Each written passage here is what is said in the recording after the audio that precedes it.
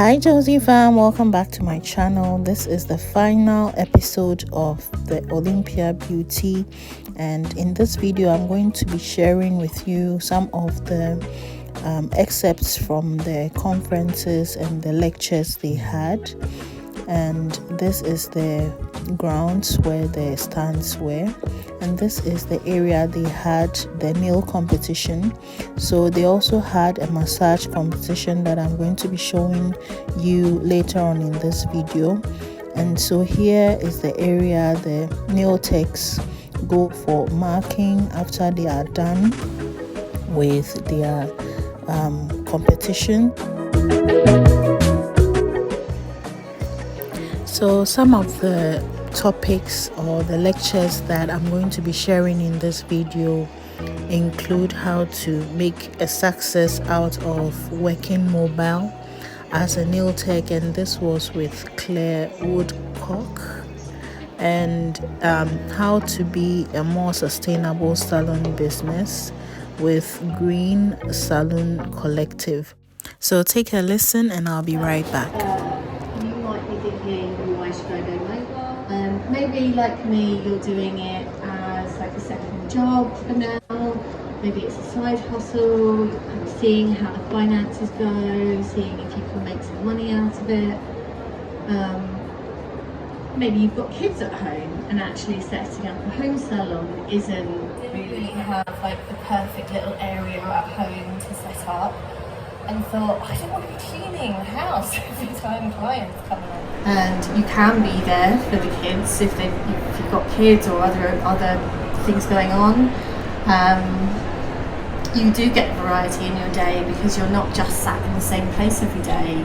You're going to different places. Every day is completely different. You do get up from your desk as well. So sometimes, like if you imagine we're just sat at our desks all day and not moving, at least being mobile, you're up, you're out, you're walking, you're in the car, you're going somewhere else, you get to stretch, which I think is quite important. And that's, you're not being at a desk all day. And every day is new. You know, you might be in, depending on how you work your business, you might be like in one area one day, in another area another day. If the sun's shining and you've got a little bit of time between clients, you can get out in the fresh air. And I think that is really important for your mental health as well. I had an opportunity to set up in the basement of a hotel. And while it would have been a great opportunity, I just decided I wanted to see daylight during my day. And for me, that was really, really important. There are cons to it, and I think is anyone actually mobile already? Or are you thinking about starting? So yeah, there are sort of downsides to it, as with any business, things that you just need to be aware of. Obviously, depending on how many services you offer, you're going to be carrying a hell of a lot of bags with you. You're lifting them all day in and out of your car. If you're choosing to drive, if you're doing it on public transport, hands down to you, because I could not do it with the amount of kit I take with me. I literally have to think about taking everything with me for every eventuality. So if you imagine that you're with a client and they suddenly change their mind on what they wanted, or they've broken a nail while you're on the way, you need to be able to have everything in your kit bag to facilitate that client if you want to give a good service. So you do need to think about absolutely everything and how you're going to take all that with you, plus also not breaking your back doing it. You've also got to think about the time that it takes you, because if you're in one fixed place, you can see clients coming in and out a lot more frequently. But because you're travelling between clients, it's going to take you longer. So you need to consider that you're not going to be seeing as many clients through your day. So you have to account for that in your costings, which I'll talk about a little bit later.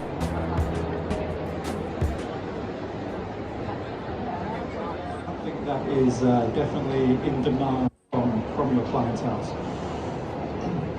So a few stats to share with you on this particular one.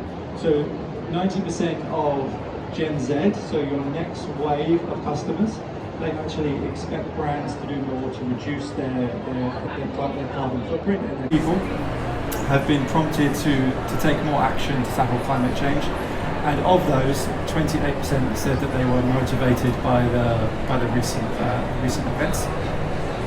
And a couple of results that we found via Google searches found that more than a third of people are willing to pay more for greener alternatives and products and services. And this applies in hair and beauty, but it actually applies everywhere. And it's probably something that you already do without even consciously realizing it. When you buy perhaps coffee or chocolate or food, you'll sometimes pick in the free-range version or the organic version or the fair trade version. When you do this, you're willingly paying a little bit more for those products. What we have now in our industry, in the hair and beauty industry, is exactly the same thing. If you make your salon more sustainable, you can then pass that cost onto your clients. I love that plant pot holder is actually made from 100% human hair. The particle board in the middle is again made from 100% human hair. We collect hair from hair salons, we compress it under heat, and we're able to create a particle board, which we can then do all manner of different things with. That large doormat that you see at the very top, this one can be used in gardening and composting. But this particular mat is used for cleaning up oil spills on a ground level. And you can see in the water here, that big white sausage shape thing, that is what we call a hair boom. So that's 100% human hair, and that's used to remove oil from water. So there are a few quirky things that we do with hair, and I'll show you some of the things that we do with plastic shortly as well. So essentially, when it comes to recycling, because that's the main element that you can do to be more sustainable business, the key thing to recognize is that separation is the key. So all of you that have your recycling bins at home or in your salon, when you put those items in that recycling bin, you naturally think they're going to be recycled. But on average, your recycling bins would only recycle about 9% of what you actually put in it, and the rest of it will go to landfill. So what we offer is a zero to landfill service. So 100% of all of your items are recycled or recovered, and they're all done in the safest way using the most ethical sources. So it's actually a pretty affordable service, as you can see, because most of the waste streams that we take from beauty professionals is just a case of putting your bag out on the street. So the beauty professionals would first of all select which waste streams they wanted to give us. So you can give us your general waste, your food, your paper, your plastics, and if you have a hair salon as well in your premises, then you can give us the metal and the foil and also the towels. As well as their glue trays and these recycled plant pots. So these are 100% taken from salon waste, turned into something positive, and then you actually can purchase these from us and sell them back to your clients, or you can just keep them to yourself and use them around the salon. So again, everything we do is looking at ways at how we can create circular economy solutions with all of the materials. So so 3 different colours, two different varieties, but we're also working on design and dressmaking. And when they see where this 50p green fee is going to, and they now have a surplus, they now have a profit of £1,500.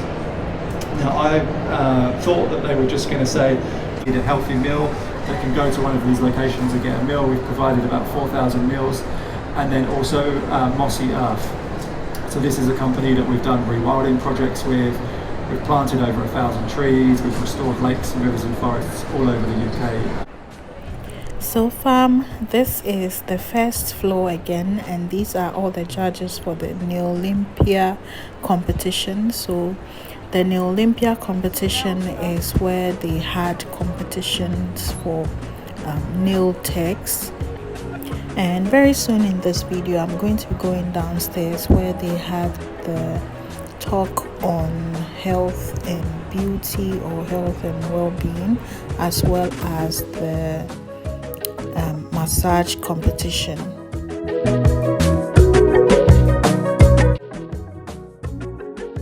Spots are going to be related to hormonal imbalances. So perhaps excess testosterone, generally these might appear around your sort of menstrual cycle as a woman, so very much jaw is related to hormones.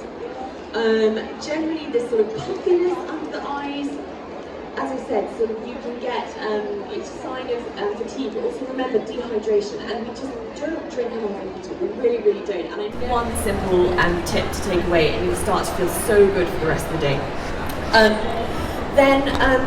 Again, soreness, crackness around the lips. This is very much around our B vitamins, and particularly B12, so making sure you're getting some adequate B vitamins in your diet. And then also thinking about not just, obviously I've mentioned dehydration, but if you've got dry skin, thinking around like the environment, what you're exposed to, because a lot of offices have aircon, which is so dehydrating for the skin, and also with water, we need oils in our body to actually get hydration through. So we need to think about not just water, but our oils. So a lot of people avoid oils. They think that fats are bad, fats make you fat. That's probably ruined a lot of people's skin by following that advice. Definitely we need to be increasing our fatty acid intake, and I'll be talking about that later.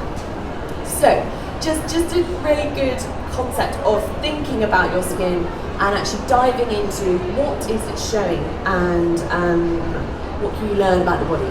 So that is great. Okay, so what I've been talking about, I've been focusing on the skin because I think everyone's sort of most interested in that. But understanding the fact that when we are stressed, our bodies produce a hormone called cortisol. So cortisol is can be very damaging to the body. So it does horrible things like breaks down collagen. So those of you that are interested in preserving youth and not getting wrinkles and these sorts of things, you'll probably know about collagen and you'll probably want to keep as much of it in your skin as possible. But cortisol will go in when you're stressed and start breaking it down. So there's no point spending so much money on collagen products if you're just going to be stressed because your body's just going to destroy it and use it to survive. Because you're in fight or flight mode. Your body thinks you're about to run away.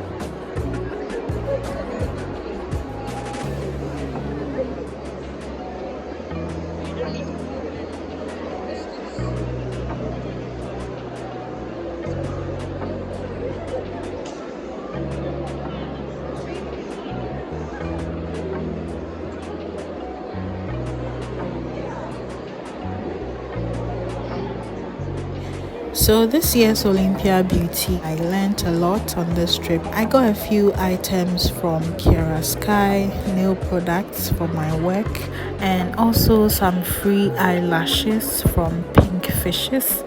If you are new to my channel, my name is Josie. I'm a Ghanaian makeup artist as well as a nail tech, and I love to share beauty, lifestyle and travel content here on my channel. So if that is something you are interested in, please don't forget to like, comment, share and subscribe to my channel, and check out my playlist for more content. And until I see you in my next video, stay safe and never give up. Love you all. Mwah. Bye fam.